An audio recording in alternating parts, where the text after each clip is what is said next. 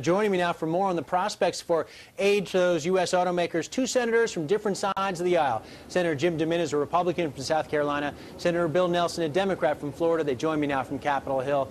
Senators, welcome to both of you. Thanks for joining us here on Bloomberg. Senator Nelson, to you first. Are you convinced the automakers can survive without this kind of help from the government? Well, I don't know, but we're taking a big risk if they can't survive. Because we're talking about millions of Americans that would ripple through the economy in a very troubled economy now. So I think we ought to try to help, but with some very stringent conditions. This senator had voted decades ago for the bailout of Chrysler. That turned out to be a good decision, but that was when Chrysler had the leadership of Lee Iacocca. Where are the Lee Iacocca's now? And where will they come out with a plan, which ought to be part of the conditions, on increasing miles per gallon to 50 miles per gallon by the year 2020? They're already doing that now in Japan. We could even do that over the next 12 years. That ought to be one of the conditions. All right, Senator DeMint, any chance you can be convinced to provide taxpayer dollars to the big three? No. We need to remember there's some very successful auto companies in the U.S. One's in South Carolina, BMW, Honda, Toyota. These companies are operating successfully even in a down economy. And we also need to remember a few years ago when our economy was at its height, credit was easy and cheap, that the big three American auto companies were losing money. They've got a model that's unsustainable. They need to be restructured.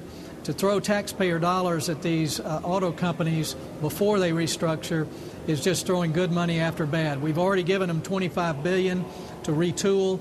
It makes absolutely no sense to put another $25 or $50 billion into those companies. The best thing we could do to protect jobs right now is to force them to restructure.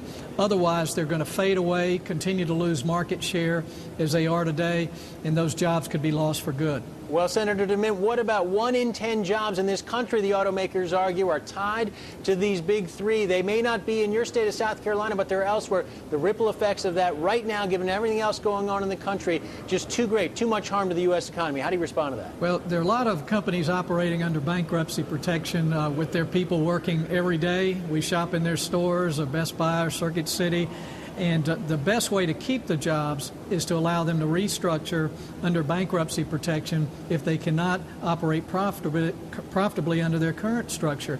If we prop them up with taxpayer dollars, it doesn't change anything about their business model, and they're just going to be back next year with the same problems or worse. Senator Nelson, how do you respond to that? You've suggested you might be prepared to support this with the right conditions attached, but Senator DeMint and others say it's going to be taxpayer money wasted. Well, I'm a more compassionate fiscal conservative. To see the human toll and the absolute wrecking of our national economy with this rippling through millions of jobs gone, I think we've got to make an effort. But I have no love lost for these executives who have run the American auto industry into the ground, because they beat us every year for the last 10 years as we tried to get them to increase miles per gallon so that we'd never get into this fix that we're in, and we're in it now. It's the lesser of two evils. And I want to see the executives go as well. I want that to be one of the conditions, for them to have a whole new team of leadership in the big three, so that we can get on with the process of reform in our auto industry. Senator Nelson, if that's not in the legislation, and my understanding is the Senate version tonight does not call for the CEO, for example, Mr. Wagner at GM, to step down, will you be able to support this?